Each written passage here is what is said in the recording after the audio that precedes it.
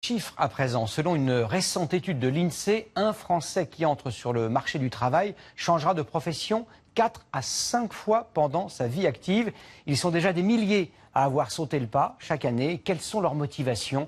Bruno Bois-Robert et Julien Déniel ont rencontré en Bretagne des femmes et des hommes qui ont changé de vie. Olivier en cuisine et Séverine au service. Voilà 1 an et demi que ce couple a ouvert son restaurant bar à vin dans le centre-ville de Saint-Brieuc. Avant, ils étaient tous deux directeurs d'agence bancaire. Un nouveau projet de vie pour cet homme et cette femme qui, la quarantaine venue, ont décidé de quitter un emploi stable et bien payé. C'est 20 ans que j'étais dans le domaine bancaire, il me restait 20 ans à faire.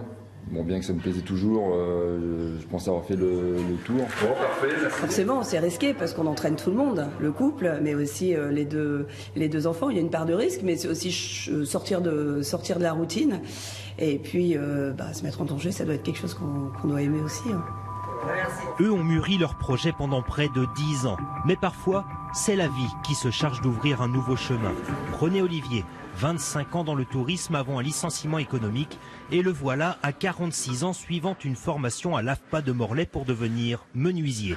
Sa nouvelle vie, il l'a bien réfléchi, notamment grâce au concours de Pôle emploi et de la Chambre des métiers. Il faut trouver la bonne idée, même si on ne va pas réinventer tout, mais il faut faire attention, des petites études de marché, voir un peu la température et trouver les bons partenaires surtout. À seulement 32 ans, Delphine, elle, a tout de même une solide expérience dans l'agroalimentaire, mais son métier ne l'épanouissait plus.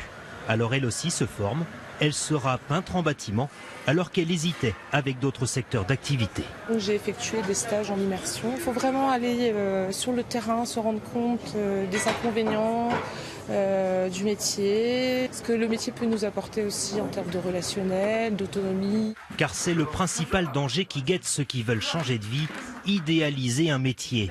Au départ de la réflexion, il y a donc presque toujours la case bilan de compétences. Et contrairement à ce que l'on pourrait croire, il n'en résulte pas obligatoirement un changement d'activité. Faire le point, s'arrêter, prendre du recul et analyser la situation fait du bien et permet de se dire finalement mon poste me convient bien, je vais y rester et je décide d'y rester. C'est aussi l'idée de faire un choix. Au final, quelle que soit la décision prise, celle-ci résulte souvent de 2 questions. Quel sens donner à son travail? Quelle nouvelle impulsion donner à sa vie? Une réflexion doublée d'une remise en question.